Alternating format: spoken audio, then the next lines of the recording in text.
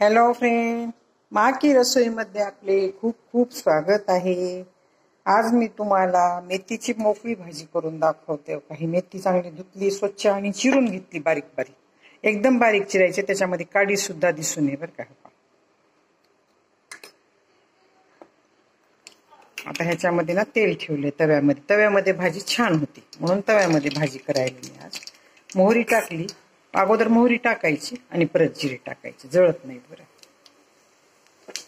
आता हे काही टाकले, मी फक्त मोकळी भाजी करणार आहे, त्याला मी डाळ वगैरे काही टाकणार नाही। आता ह्याच्यात हळद टाकली, बाजूला टाकायची साईडला, जळत असते मग मध्ये टाकली। मिरची टाकली, का तर आपल्याला उशीर लागते ना एक एक टाकूस तर। ह्याला मीठ किंचितच लागणार आहे, भाजी खूप थोडी होणार आहे म्हणून मी मीठ थोडंच टाकले, तुमच्या आवडीप्रमाणे तुम्ही टाका बरं। आता हे सगळं ह्याच्यात मिक्स करते, नंतर ह्याच्यात भाजी टाकते। आता हे धुवून घेतली स्वच्छ, झटपट डब्यासाठी भाजी मोकळी मेथीची। आता हे बारीक चिरली, ह्याला चांगलं शिजू द्यायचं आणि चांगलं हलायचं। तव्यातली भाजी खूप छान लागते बरं का, तव्यातलं पिठलं तर इतकं छान लागतंय, मोकळं पिठलं।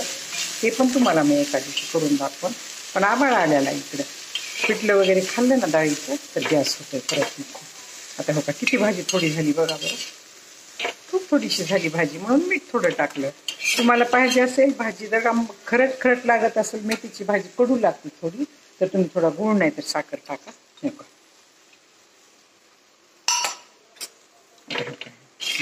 सगळं टाकले बरं का, मी थोडीशी किंचितशी नकळत साखर टाकणार आहे। आपण साबुदाण्याच्या खिचडीला कसं टाकतो तशी नाही टाकली तर भाजी कडू लागते बरं का ही मेथीची भाजी।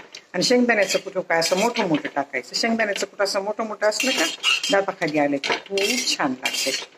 आणि थोडं जास्त टाकायचं मोकळ्या भाजीला, म्हणजे भाजीची पण टेस्ट येते आणि शेंगाची पण टेस्ट येते। ह्याच्यापेक्षा जास्त कूट टाकू नका बरं का, ह्याच्यापेक्षा जास्त कूट टाकलं तर कुटाची चव येईल तुम्हाला, भाजीची चव येणार नाही। म्हणून म्हणते मी अशी मोकळी भाजी करायची तव्यावर। आपल्याला जर कढई वगैरे नसली, पटदिशी जायचं असेल ऑफिसला वगैरे, तर ही मोकळी भाजी होती पण छान। तो काही साखर टाकायची, का तर ती खरट लागू नये भाजी आपल्याला खाताना। पण तुमच्याकडे लहान मुलं असतील, तिखी भाजी खात असेल तर त्याच्यामध्ये तिखट वगैरे काही मिरची, काळा मसाला काही सुद्धा टाकू नका। आणि मी कोणते मसाले वापरत नाही बरं का, माझा काळा मसाला खूप टेस्टी आहे, त्याच्यानेच मी सगळ्या भाज्या करते। किती छान शिजली बघा बरं माझी भाजी।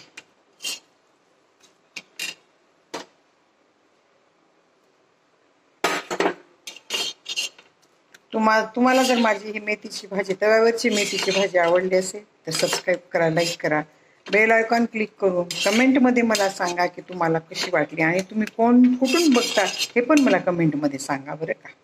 कुण्या गावाहून बघता काय नाही, कमेंट करत जावा थोड्या। आवडली तर कमेंट करा, नाही आवडली तर नाही आवडली म्हणून कमेंट करा, पण कमेंट करत जावा। तुम्ही नाही आवडली म्हणलं तरी मला काही वाईट वाटणार नाही बरं का। आणि काय तेल चांगलं सुटले, आता हे शिजून चांगले झाले सर्व करायला, आणि पोळी बरोबर खायची, भाताबरोबर खायची, ज्वारीच्या भाकरी बरोबर खायची, नाचणीच्या भाकरी बरोबर खायची, तुम्हाला आवडत तशी खावा, पण एकदा करून बघा अशी भाजी। धन्यवाद।